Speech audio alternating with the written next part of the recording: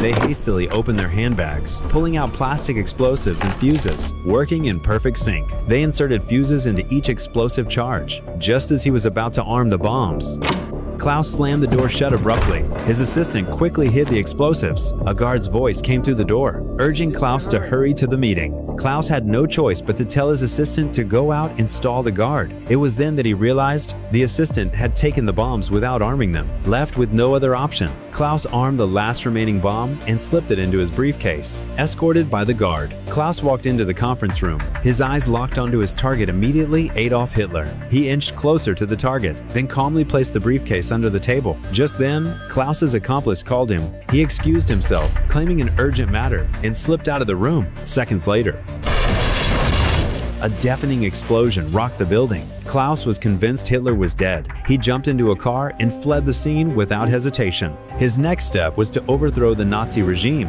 He boarded a plane bound for Berlin at once, but when he landed, his accomplices hesitated to launch the coup. They feared Klaus had failed in his mission. Klaus roared at them. Damn it! I saw the explosion myself!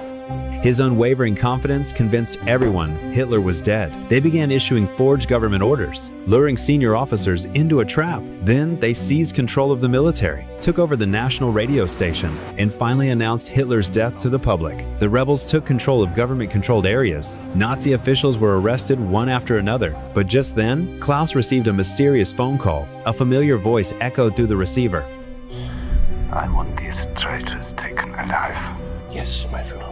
Hitler was still alive. It turned out that seconds after Klaus left, an officer had found the briefcase in the way and casually moved it to a farther spot. This simple act had saved Hitler's life. Klaus's coup collapsed in an instant. His accomplices were arrested, tortured mercilessly, and then executed. Klaus met the same fate.